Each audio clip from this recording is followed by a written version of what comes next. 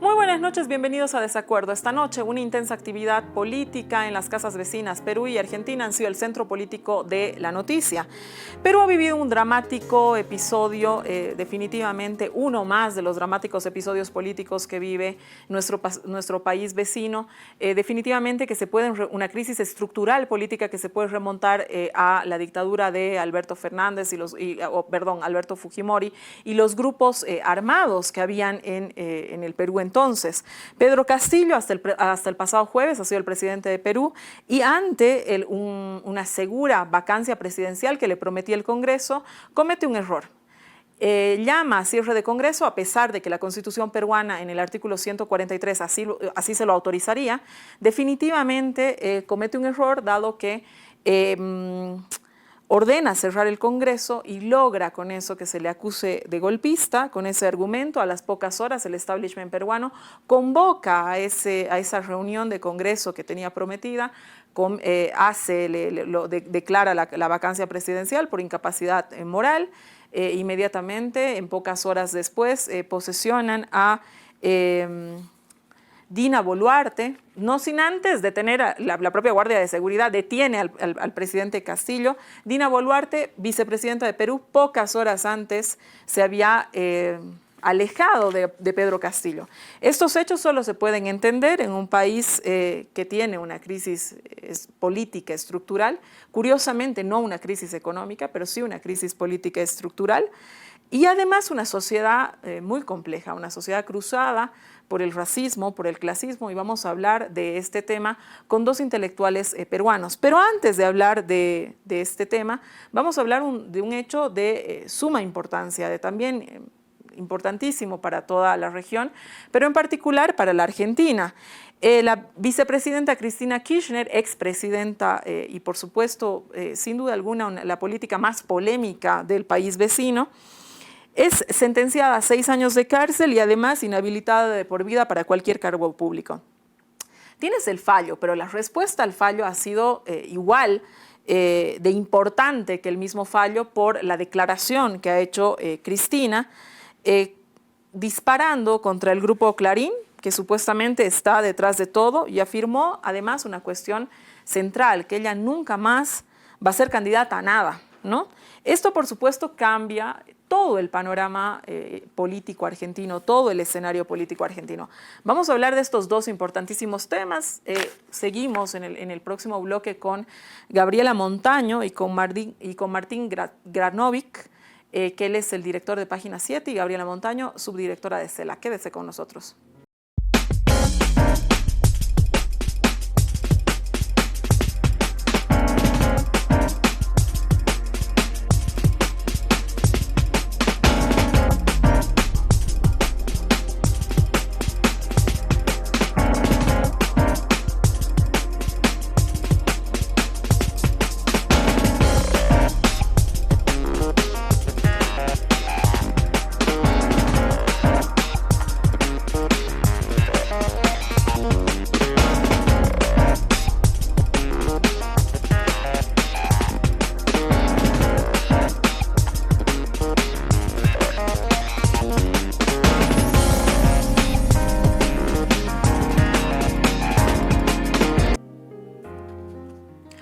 Volvemos a este desacuerdo esta noche con lo prometido. Tenemos a Martín Granovsky, director de Página 12. Creo que el anterior bloque dije Página 7, me traicionó el subconsciente.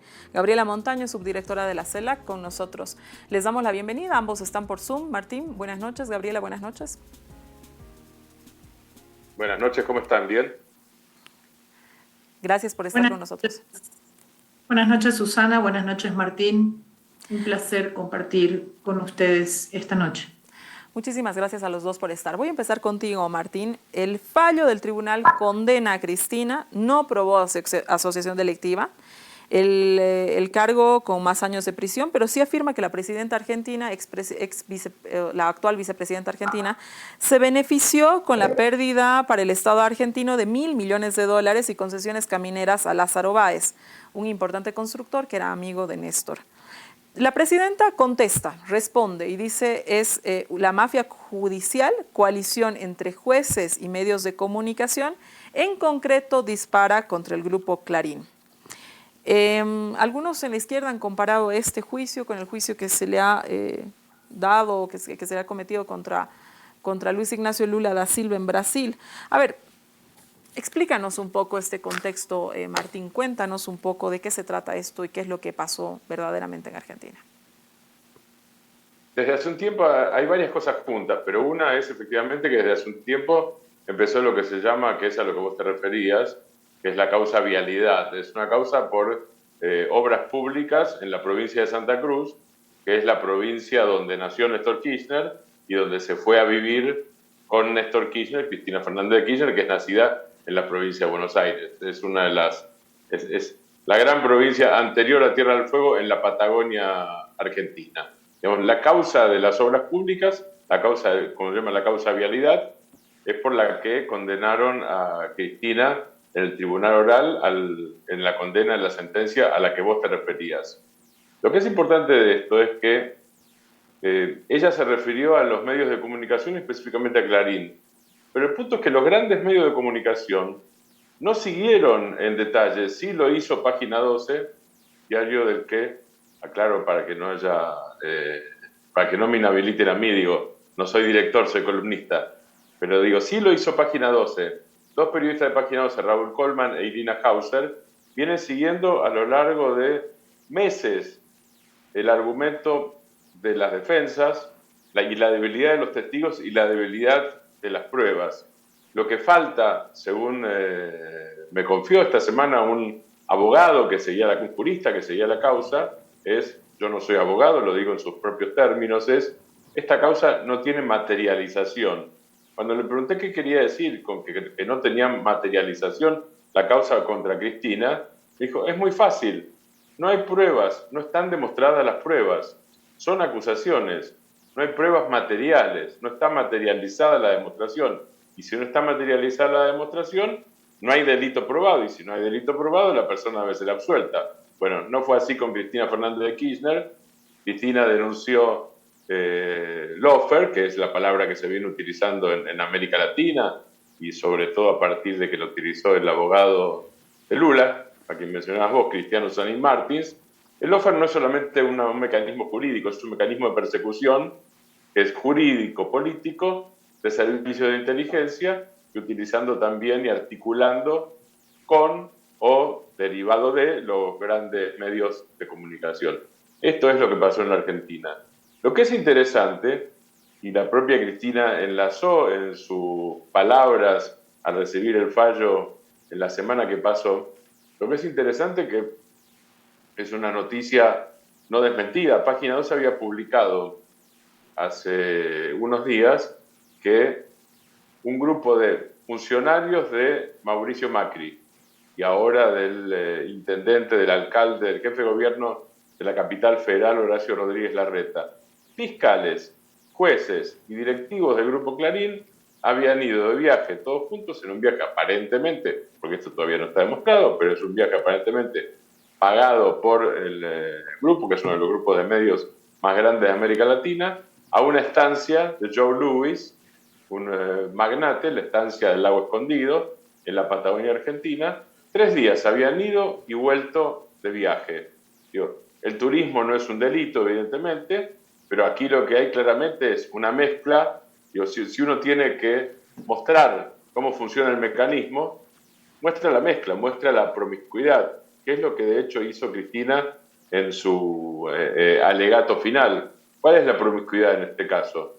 En el mismo viaje de paseo aparentemente, a ellos mismos se llamaron los huemules. Bueno, en este viaje de los huemules a la Patagonia estuvieron directivos del Grupo Clarín, fiscales muy importantes y jueces muy importantes de la Cámara de Casación, es decir, la instancia penal máxima de la Argentina, que es la instancia anterior a la Corte Suprema de Justicia, y nada menos que el ministro de Seguridad de la Ciudad de Buenos Aires, paseando juntos.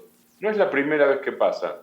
Y de hecho hoy publicamos en el diario otro viaje más de un funcionario importante que fue ministro de Seguridad de la provincia de Buenos Aires del macrismo con la gobernadora María Eugenia Vidal, que se llama Cristian Ritondo y es el presidente del bloque de diputados de Mauricio Macri, del bloque de diputados nacionales hoy, y publicamos justamente una foto con un fiscal, mientras él era ministro de Seguridad, una foto en Miami con un fiscal, con funcionarios de su cartera y con operadores políticos. Quiere decir que esto es un modus operandi. Uno sabía hasta ahora que organizaciones como la mafia se basaban en la omertá, que es el silencio, cuya violación es castigada inclusive con la muerte. En este caso, aparentemente, la lealtad se prueba con el exhibicionismo. La lealtad se prueba con los viajes exhibicionistas, que han sido calificados esta semana en la Argentina de obscenos y que además han provocado la apertura de causas judiciales y de investigaciones periodísticas. Antes de irme con Gabriela, Martín, ¿ellos responden algo sobre estos viajes? Sí, por lo pronto no desmienten que lo hayan hecho. Y lo que dicen en todo caso es que, bueno, ellos se centran en una cosa, digo, sobre el último viaje del que hablé, el viaje a Miami de Cristian Ritondo, no hay ninguna respuesta y no hay, lo que es más importante todavía, estamos hablando entre periodistas, no hay ninguna desmentida. Es desmentida cero. El primer viaje tampoco tuvo una desmentida, pero como después trascendió un chat de Telegram entre los participantes, donde buscaban inventar facturas, inventar papeles, recibos, entonces se centraron en que lo importante no era el viaje, sino quién había filtrado los chats. Lo cual, desde el punto de vista de la libertad de expresión, es un absurdo. Digo, cualquier periodista tiene derecho a publicar algo si es de interés público. Y esto es obviamente de interés público porque estamos hablando de funcionarios públicos. Uh-huh. Qué fuerte. A ver, Gabriela, Cristina asegura que ya no será candidata nunca más, causando, por supuesto, una revolución en el peronismo. ¿Qué opinión te merece esta decisión de Cristina? Bueno, Susana, yo antes de pasar a tu segunda pregunta, sí quisiera darte un par de datos más y dárselos a quienes nos ven y nos escuchan. Nosotros desde CELAC hicimos dos investigaciones. Una primera en la que se hace seguimiento de los titulares de 3 medios de comunicación, Clarín, La Nación e Infobae, midiendo, y lo hemos hecho día por día, desde mayo hasta noviembre, revisando todas las tapas de los diarios y primero viendo cuántos de esos titulares hacen referencia a Cristina Fernández de Kirchner, hacen referencia también de manera negativa a Cristina Fernández de Kirchner, y cuáles son las palabras que más se utilizan, una nube de palabras que hemos visto en otro tipo de investigaciones. Lo hicimos con Cristina Fernández de Kirchner, lo hicimos con el presidente del Perú, Pedro Castillo también, y detectamos algo. En el caso argentino, Cristina está presente en entre 6 y 7 titulares de las tapas de esos medios cada día, ¿no? De 10 titulares, 6 o 7 hacen referencia a Cristina Fernández de Kirchner. Hay extremos en los que en una sola tapa de un día, de un solo diario, 5 notas hablan de Cristina, 5 titulares hablan negativamente de Cristina, o casi la totalidad de los titulares hablan de Cristina. Hay días en que todos los titulares son referentes a Cristina. Y el índice de negatividad además nos muestra que un poco más de 6 notas de cada 10 son negativas en el Clarín y en La Nación. Pero además otro fenómeno. Desde mayo hasta el momento que hubo el intento de magnicidio contra Cristina Fernández de Kirchner, iban en ascenso esa cantidad de titulares permanentemente. Iban subiendo el número de titulares y la mayoría de ellos negativos sobre Cristina. Se da el intento de magnicidio y cae ese número de titulares, lo que quiere decir que en el en uno de los momentos más críticos de la democracia argentina, el Clarín y La Nación dejaron de referirse a Cristina como lo venían haciendo en los anteriores meses. Luego, en noviembre, octubre y noviembre, vuelven a elevarse el número de titulares. Cada quien podrá sacar sus conclusiones sobre esto, pero lo que no hay duda es que los datos nos están mostrando que los medios de comunicación construyen a través de esos titulares, La Nación, Clarín e Infobae, construyen una percepción ciudadana o intentan construir una percepción ciudadana de negatividad frente al gobierno, frente a Cristina Fernández de Kirchner, y eso no se puede desmentir. Y una investigación que hicimos en CELAC es quiénes están detrás de los juicios contra Cristina. Son más de 600 procesos abiertos contra Cristina Fernández de Kirchner. Pues resulta que hay personas con nombre y apellido que responden a ciertos intereses políticos que han iniciado más de 70 procesos contra Cristina Fernández de Kirchner, la misma persona. Y resulta que esas personas, a su vez, tienen vínculos con asociaciones, grupos políticos de franca oposición al gobierno actual en Argentina. Es decir, que tanto medios como personas que operan los procesos judiciales en contra de Cristina Fernández de Kirchner están claros, se repiten, y la manera de operar está vinculada. O sea, quien inicia el proceso tiene una vinculación política con la oposición. Y donde se refuerza esa negatividad en contra de Cristina Fernández de Kirchner e inclusive en muchos casos hasta odio desde los propios medios de comunicación. Ahí quédate, Gabriela, porque quiero ir con Martín. Martín, tú eres periodista y es muy complicado muchas veces hablar del medio, pero Cristina ha sido tremendamente enfática y luego de los datos que arroja Gabriela, creo que es más importante hacerte esta pregunta. Ha sido muy enfática ella en el rol que ha jugado, en especial el Clarín, dispara contra Mañeto, que es el dueño del Clarín, y de hecho lo responsabiliza de su condena. Es muy, muy enfática con esto. ¿Qué es lo que está, Gabriela está describiendo el tema de, tiene 7 portadas, o sea, 7 titulares en portada al día en un medio todos los días, algo están haciendo los medios, es decir, ¿qué es lo que está sucediendo ahí? ¿Cuál es la evaluación desde los medios sobre lo dicho por Cristina? Es lo que acaba de decir Gabriela justamente. Es obvio que la crítica existe. Lo que acaba de decir Gabriela, me parece a mí, si lo interpreté bien, es que el tema no es porque es obvio que los medios, es obvio que los políticos opositores critican al oficialismo y es obvio que los medios que no tienen simpatía por el oficialismo le dan más cabida a los políticos opositores. Ahora, cuando esto se convierte en una catarata permanente, se convierte en una especie de ametralladora, es una cosa diferente. Y yo creo que las cifras que acaba de revelar Gabriela dan pie para sacar esta conclusión. No estamos hablando de crítica, por más, ¿quién podría estar en desacuerdo con el derecho a la crítica? No es un tema de crítica, el tema es un tema de campaña sistemática.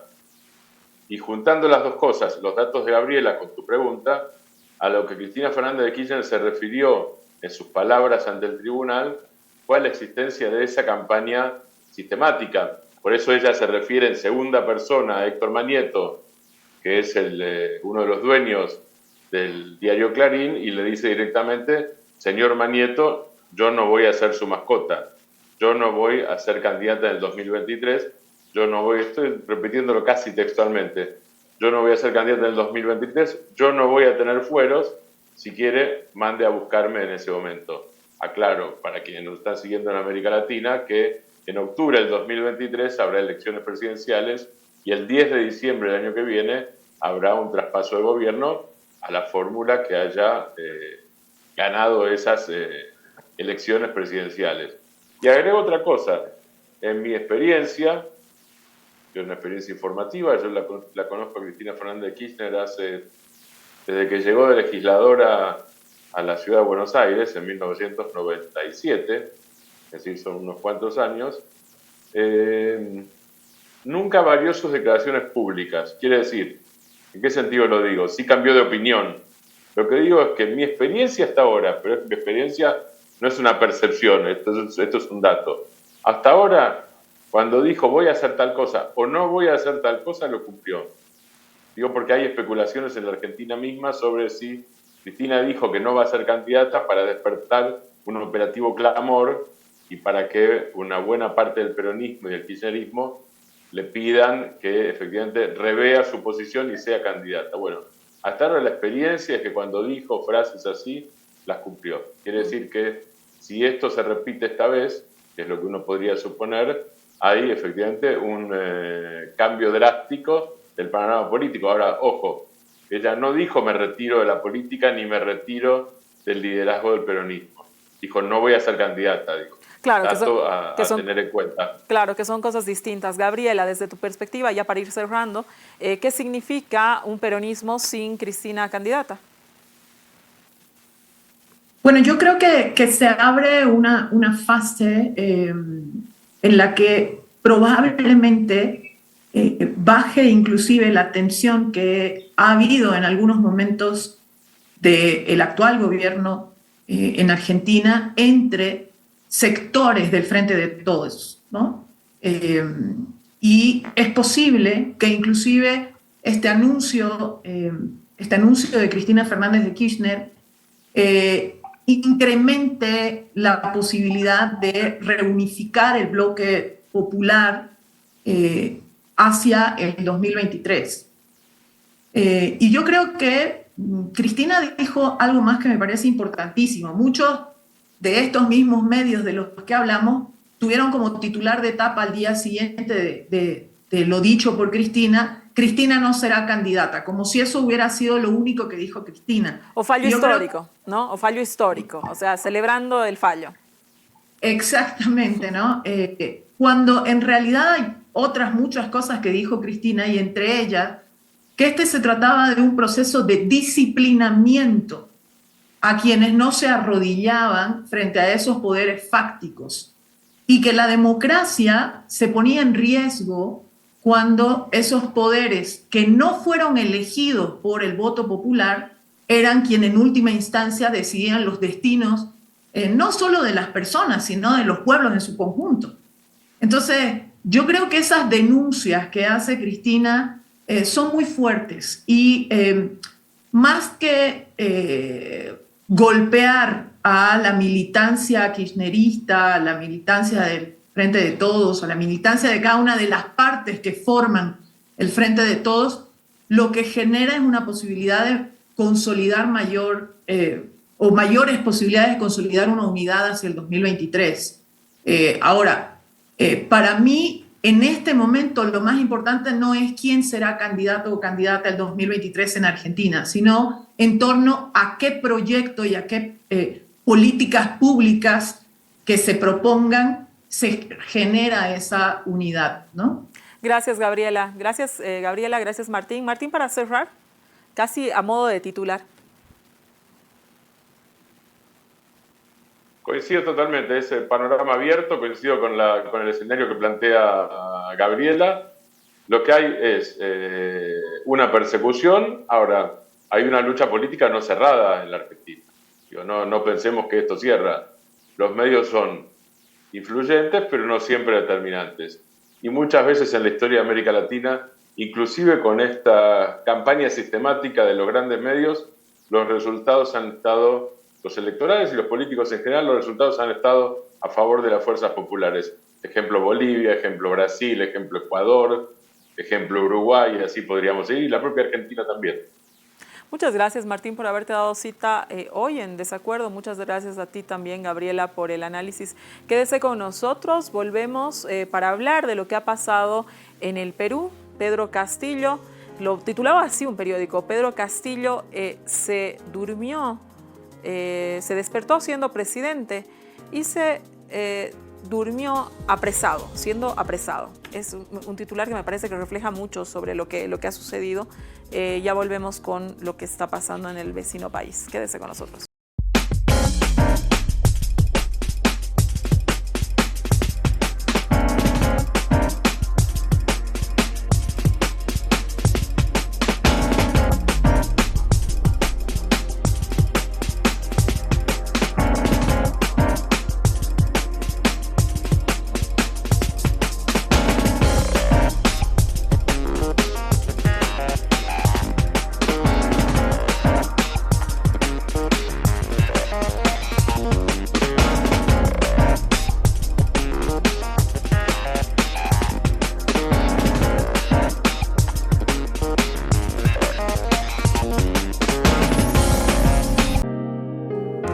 anunciado esta noche, vamos a hablar esta parte de lo que ha sucedido en el Perú. Defenestración del expresidente Pedro Castillo. Para ello hemos invitado a dos intelectuales peruanos que me da mucho gusto que esta noche estén con nosotros. Félix Reátegui, sociólogo, especialista en derechos humanos. Buenas noches, bienvenido a Desacuerdo. Susana, gracias por la invitación, un gusto. Con nosotros esta noche está también Eduardo Toche. Eduardo es historiador, especialista también en derechos humanos y en desarrollo. Bienvenido a Desacuerdo, buenas noches. Buenas noches, Susana, ¿cómo están? Un gusto estar con ustedes. Bueno, yo muy contenta de tenerlos a ambos. Ambos han sido mis profesores en la maestría, así que estoy muy contenta de volverlos a ver en este escenario y bueno, lamentando un poco para qué nos encontramos, pero contenta de que estén conmigo. Félix, voy a empezar contigo. A ver, yo describiría la situación de Perú así. Castillo gana una segunda vuelta el 6 de junio del año pasado, del 21, frente a un gran rechazo de la élite tradicional peruana, que además de discrepar por él por razones políticas, había un rechazo por razones étnico-raciales. Castillo se hace de un gobierno débil, comete muchos errores. La élite de inmediato, inmediatamente Castillo se sienta en la silla presidencial y el establishment peruano de inmediato ya articula, digamos, formas de sacarlo. La izquierda al principio lo apoya, luego de apoyarlo se desmarca en muchos casos, no todos, pero en muchos casos sí, de su gobierno. Dos intentos fracasados de vacancia o impeachment, como se le conoce en otros sitios. Esto, digamos que ya la vacancia que ya era un hecho, el pasado jueves Castillo decide apelar al artículo 143 y a su facultad presidencial, que esto le otorga cerrar el Congreso, pero lo hace como una medida desesperada, sin apoyo, ¿no? Esto se lee como un autogolpe y termina con dar el puntillazo, digamos, termina digamos, en el lugar donde el establishment precisamente lo quería. ¿Qué opinas de esta interpretación? ¿En qué acuerdas y en qué discrepas, Félix? Y bueno, diría que estoy de acuerdo en el 75% del relato de los hechos. Yo añadiría algunas puntualizaciones. Una es que, en efecto, Castillo gana legítimamente las elecciones. Sobre eso no debe haber ninguna duda.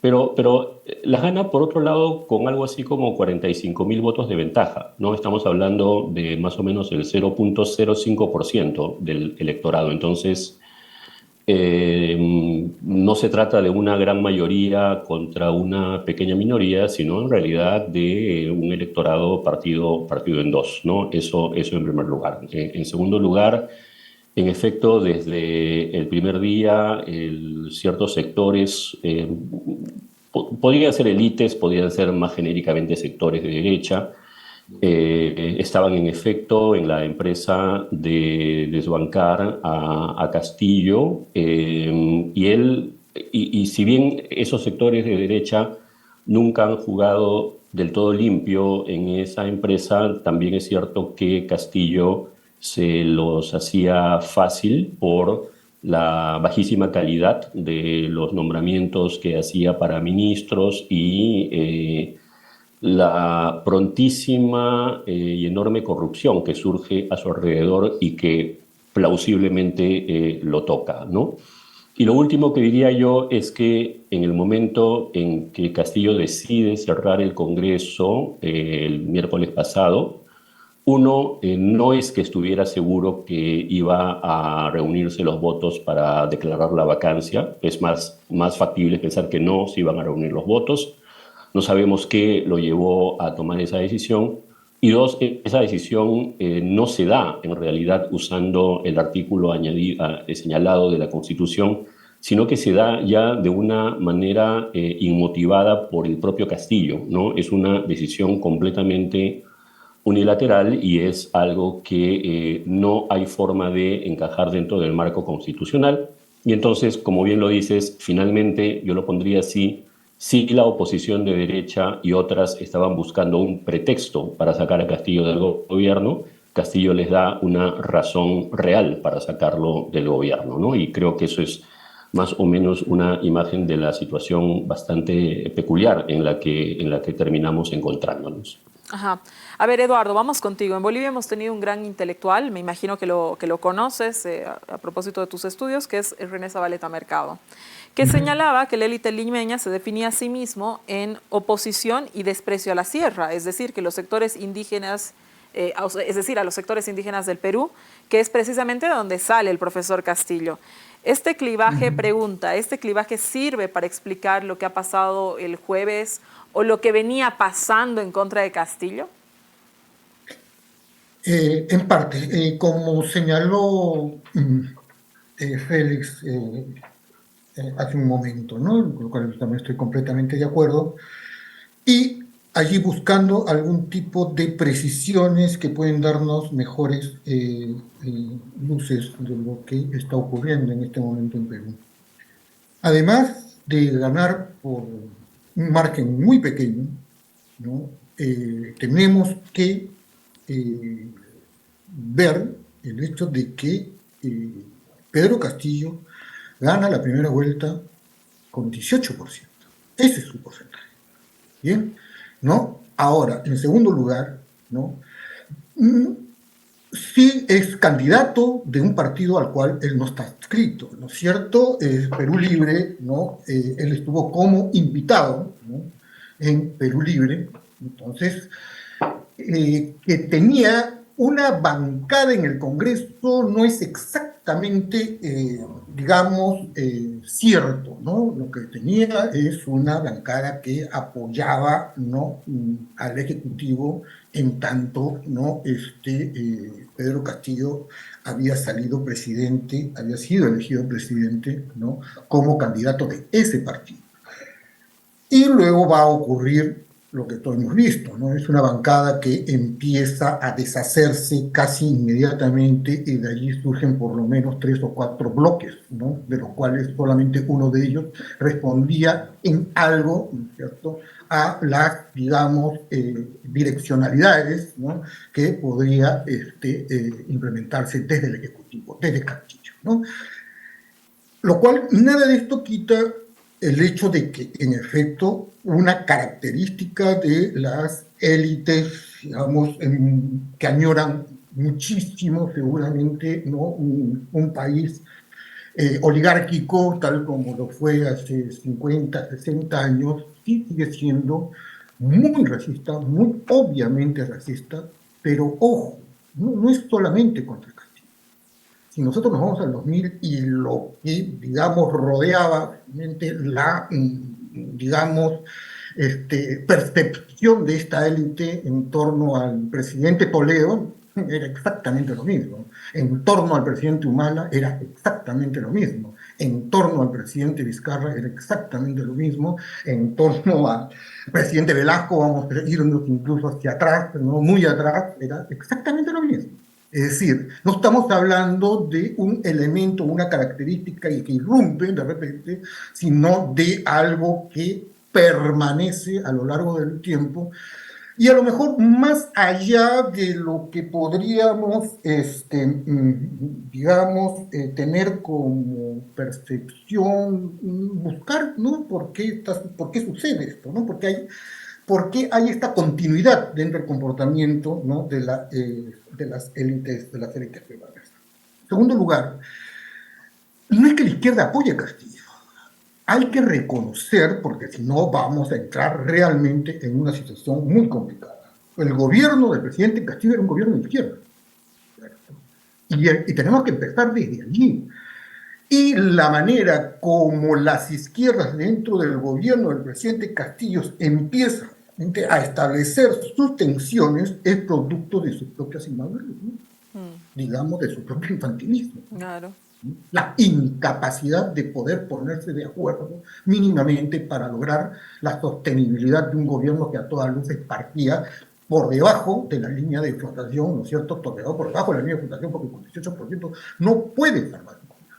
Lo que tenías que armar era una coalición y cómo tú, ¿no? Desde las izquierdas podías, ¿no? digamos, sumar para que estos equilibrios que tenías que buscar con las otras fuerzas políticas sean no favorables a. Esto no sucedió.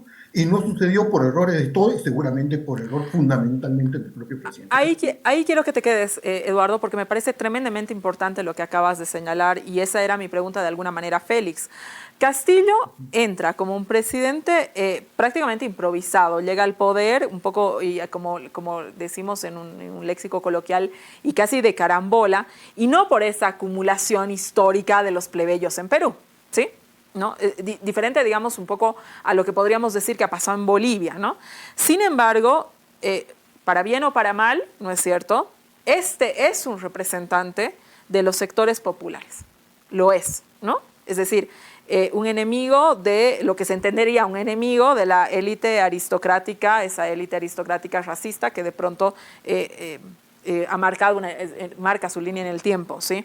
Ahora, ¿por qué la izquierda peruana, y ahí es mi pregunta para ti, Félix, que tú has sido muy crítico en un momento porque la izquierda más bien lo acoge mucho, yo no sé, a ver, tú nos explicarás, la pregunta, ¿lo acoge, no lo acoge, lo protege, no lo protege, lo ayuda, no lo ayuda?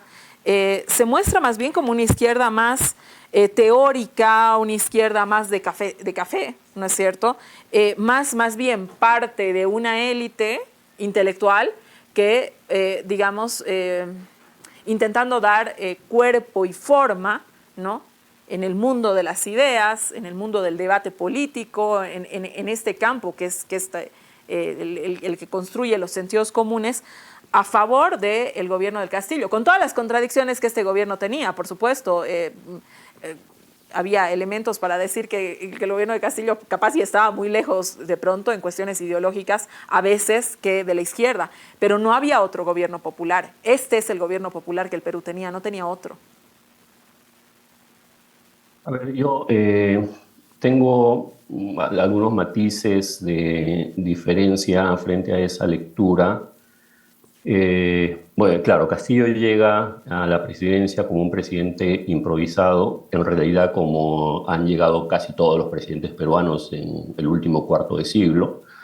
Por ahí en fin, no hay algo peculiar. Y llega como candidato de izquierda, eso también es incontestable. Pero a partir de ahí yo tengo varias diferencias, ¿no? Me distancio de esta idea, de esta narrativa de Castillo como representando un mundo popular frente a una élite aristocrática y racista. Creo que es una lectura que habla de un Perú de hace 40 años o 50 años. Es cierto que en el Perú hay racismo, es cierto que hay una constelación de personas y grupos que se autodefinen como de derecha y que lo quieren sacar, pero el Perú no es el Perú de indios y señores del que hablaba Arguedas hace 60 años, ¿no? El Perú es un país que ha atravesado enormes cambios. Lima es la ciudad del país donde existe la mayor cantidad de personas quechohablantes, por ejemplo, ¿no? Entonces, me parece que hablar de este tema implica o demanda reconocer, en primer lugar, la enorme heterogeneidad de la sociedad peruana y reconocer, por lo tanto, también que ese 50% de peruanos y peruanas que no votaron por Castillo no son una élite oligárquica o aristocrática, sino que son gente de todas las clases sociales que no tenían confianza en Castillo y que no secundaban sus programas. Eso en primer lugar. Y lo segundo que yo diría es que Castillo llega como un candidato de izquierda.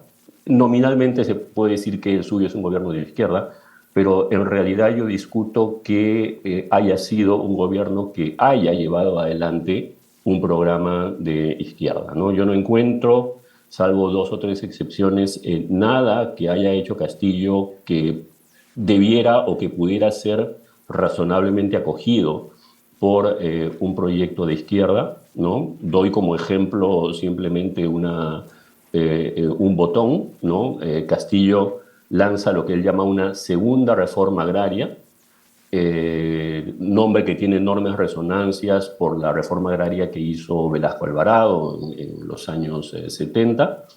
Y lo único que se sabe, como cosa práctica que haya hecho Castillo dentro de esa reforma agraria, es ampliar los beneficios tributarios a los agroexportadores, es decir, a la gran empresa agroexportadora del país.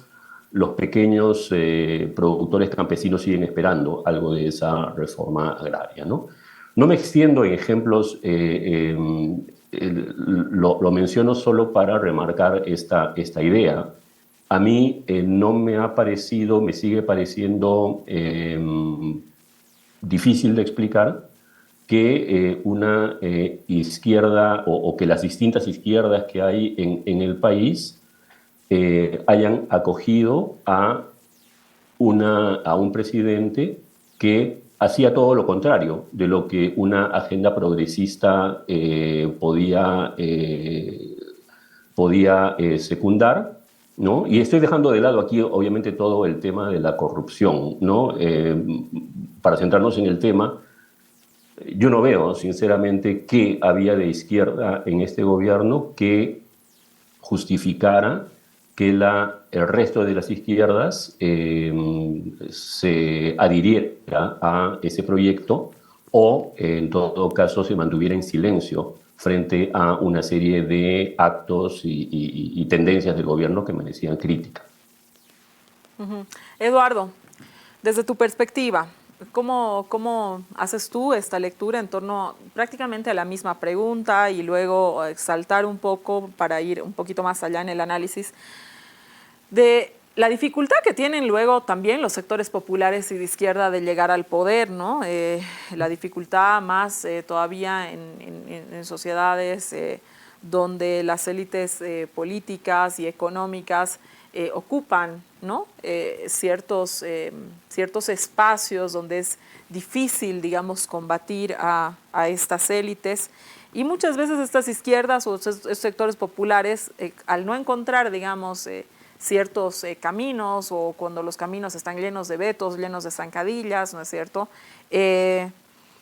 Escogen radicalizarse. ¿Tú ves que esto pueda volver a pasar en el Perú?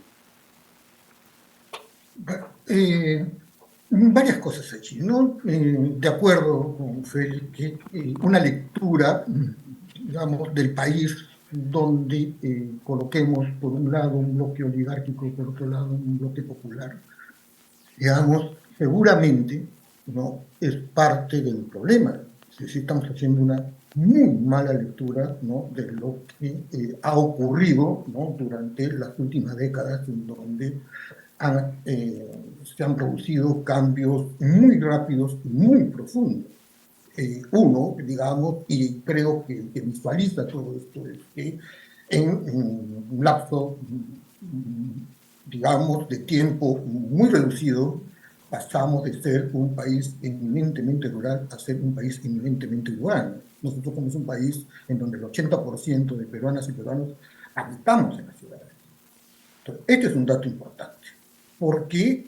Porque si, digamos, tratamos de interpretar políticamente lo que ocurrió como resultado electoral, una cuestión que salta a la vista es que donde Castillo va a ser derrotado, ¿no?, en toda su extensión, va a ser en Lima. Y en Lima no es derrotado porque los, digamos, distritos en donde se localiza la población con más altos ingresos votó masivamente contra Castillo, ¿no? El voto, ¿cierto?, por opciones ultraconservadoras han sido votos que han estado localizados en los distritos, denominémoslos populares, ¿no?, en Lima Norte y en Lima Sur. Entonces, este es un dato, digamos, que sirve bien para ponernos a reflexionar sobre el sentido popular, primero del gobierno del Castillo y qué representa lo popular ahora en el país. Porque lo popular en el país puede ser muy conservador, ¿cierto? En donde muchos de los discursos progresistas que tienen que ver realmente con, ¿no?, digamos, con los derechos, el ejercicio de derechos, vamos a encontrar una resistencia muy fuerte en sectores que podríamos denominar popular. El grave retroceso, por ejemplo, que hemos tenido durante el gobierno del presidente Castillo, en el año y medio que duró el gobierno del presidente Castillo, por ejemplo, en términos de derechos de género, ¿no? En términos de derechos multiculturales, ¿no? Se desmontó completamente todo lo que quedaba ya como rezagos, ¿no es cierto?, de política multicultural en el Ministerio de Educación, ¿no? Y esto porque, para ponerlo de la mejor manera, es un gobierno que buscaba sentirse de izquierda, buscaba proyectar una imagen de izquierda, buscaba percibirse de izquierda, pero que no tenía ningún programa de izquierda.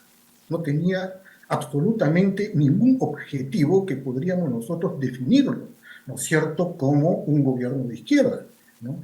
Entonces, esto condujo a la situación que ahora tenemos. Igual, atrás de Castillo, y que esto ya es un problema muy profundo de la manera como se ha ido construyendo la democracia peruana en estos últimos 25 años, así como, ¿no?, digamos, la manera como se ha compuesto, ¿no?, los procesos sociales en este país. Atrás no hay movilización, ¿no? Atrás no hay movimiento, ¿no? Es decir, también a diferencia de Bolivia, ¿no? Esto no se forja a partir de movimientos sociales con, ¿no?, objetivos muy claros, ¿no?, en los cuales, ¿no?, uno puede percibir cómo esto se va convirtiendo finalmente, ¿no?, en acción política, ¿ok? Acá no, acá no. Entonces, por eso es lo que tenemos ahora, ¿sí? ¿Qué busca la respuesta frente a lo acontecido? Si cierran el Congreso, ya está bien, pero esto es el programa político, cerrar el Congreso, ¿no?, para luego que, ¿no?, nuevamente entrar, ¿no?, digamos, a esta rueda de molino en el cual estamos hace 20 años y no podemos salir de él, ¿no? Cierren el Congreso para luego nuevas elecciones, saquemos nuevamente al presidente para nuevamente sacar al Congreso. Bueno. Ahí me quiero quedar, Eduardo. Tengo que ir a un corte, quédese con nosotros, ustedes y también nuestros invitados, que quiero volver a esta explicación, Eduardo, Félix, un poco de aquello que para los bolivianos nos resulta tremendamente complejo de entender, que es esta posibilidad que tiene tanto el Congreso como de vacar por incapacidad moral, que es un concepto bastante ambiguo, al presidente, como aquello que puede hacer el presidente, que es cerrar el Congreso. Más allá de esta explicación que nos hace Félix, que en este caso no correspondía, pero sí existe un artículo constitucional que lo permite. Y esto nos resulta, pues, definitivamente una cuestión al menos curiosa por acá, en Bolivia. Quédese con nosotros. Volvemos a este desacuerdo donde estamos hablando de lo que ha pasado en Perú, un tremendo terremoto político. Vamos a ir contigo, Eduardo, pero lo pueden ir complementando con... A ver, no, voy a empezar con Félix. A ver, Félix, una pregunta, y vamos a ir cortito, antes de hablar de este sistema... De este sistema legal que ustedes tienen, donde se puede vacar, donde se puede hacer una serie de cosas. Mi pregunta es sobre Dina Boluarte. ¿Crees que ella realmente pueda quedarse hasta el 2026? ¿Te parece posible? Dadas las estadísticas en Perú en los últimos 6 años ha tenido 6 presidentes, ¿no? Entonces me cuesta pensar una Dina Boluarte hasta el 2026. En este momento existen movilizaciones también en el Perú, unas para llamar a elecciones, otras para que liberen a Castillo, etcétera, ¿no? Entonces, ¿qué crees que es lo que pasará en este momento con Dina Boluarte? ¿Se tendrán que llamar elecciones? ¿Qué crees que es lo que pasará con Castillo?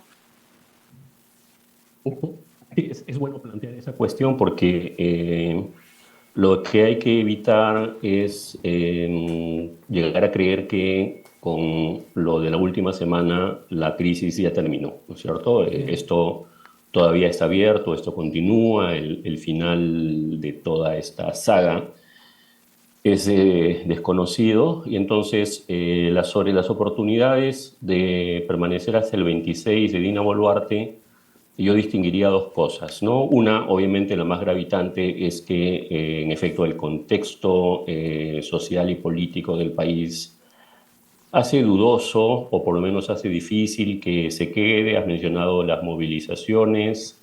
Todavía no me parece que hayan alcanzado un punto de hervor. No sé si lo alcanzarán. Las hay, existen, no son insignificantes, pero todavía están, diría yo, dentro de los márgenes de lo previsible. Eso es una cosa. La otra es, obviamente, si es que el Congreso va a dejar las cosas ahí tranquilas o si ahora va a ir tras Dina Boluarte, ¿no? Usando una metáfora de pronto un poco grotesca, es un tiburón que ya probó sangre, ¿no? Y probablemente eso solamente haya despertado más su apetito. Vamos a ver. Eso por un lado, ¿no? Pero por el otro lado, si uno evaluara las condiciones personales propias de Dina Boluarte, yo diría que tiene en todo caso más oportunidades que Castillo. Uno, porque es una persona que tiene una racionalidad política más clara de la que Castillo creo que carece. Dos, porque es una persona que, para bien o para mal, viene de un mundo, del mundo de las ONG. Es una persona que tiene vínculos con el mundo profesional de izquierda peruano y por lo tanto tiene capacidad para reclutar apoyos técnicos y administrativos y de gestión en su gobierno que Castillo no solamente no tenía, sino que era algo que a él no le interesaba, ¿no? Y entonces, en la medida en que pueda construir algo más o menos plausible como gestión del Estado, creo que crecen sus posibilidades.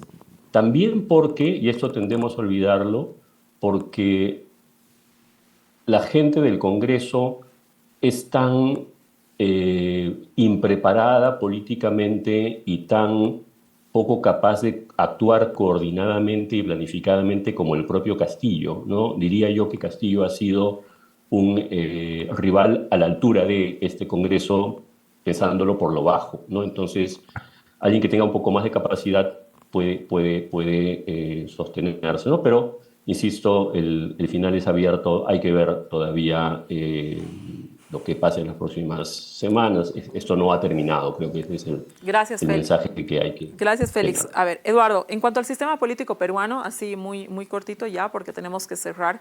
A ver, Félix dice algo, ¿no? Es el tiburón que ya probó sangre y probablemente vaya a por más, ¿no? No sabemos si Dina Boluarte va a tener la cintura política para quedarse hasta el 2026. Por los datos nos inclinamos a dudar de que esto sea así, pero también por el hecho de que existe una normativa en Perú que habilita, que facilita mucho, ¿no es cierto?, a esta inestabilidad política sostenida que se tiene en el Perú. Es decir, si un Congreso puede, ya te digo, dar vacancia, un impeachment por incapacidad moral, que es una cuestión tremendamente, un concepto tremendamente abierto, ¿no es cierto? Entonces, evidentemente esto abre a una facultad del Congreso a generar permanentemente una desestabilidad política. No sé si me equivoco en esta lectura.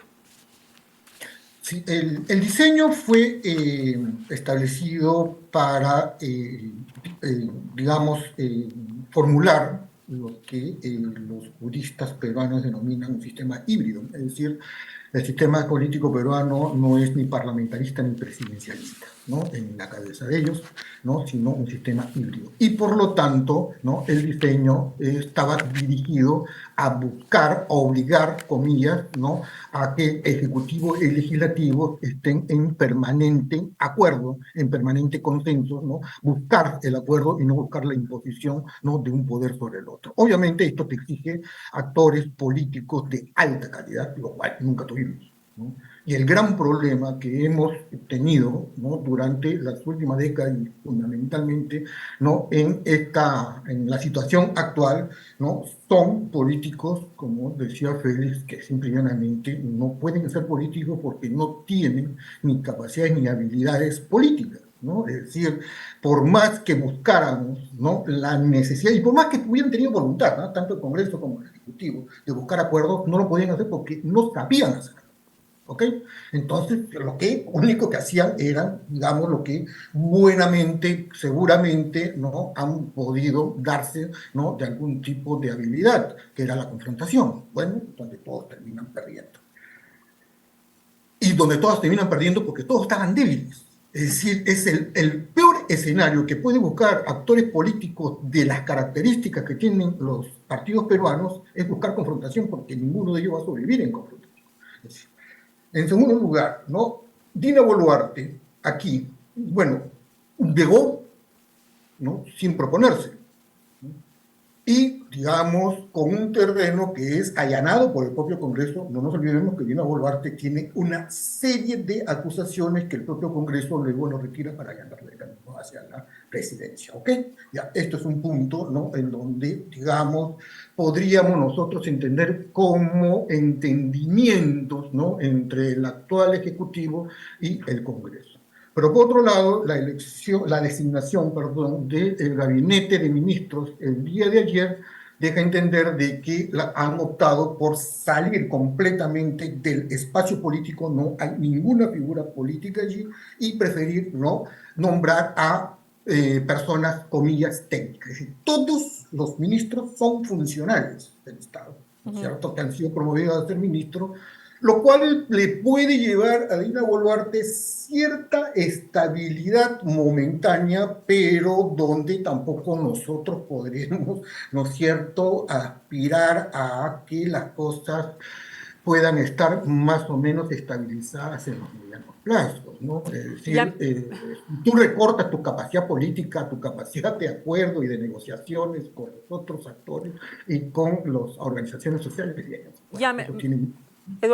Eduardo y Félix, les agradezco mucho. Lamentablemente los tiempos en televisión son así, durísimos. Me encantaría tenerlos más tiempo porque hay mucha tela que cortar todavía en el tema de Perú. Hay todavía muchísimo por entender. Nosotros estamos en Bolivia en general, seguimos muchísimo la política peruana.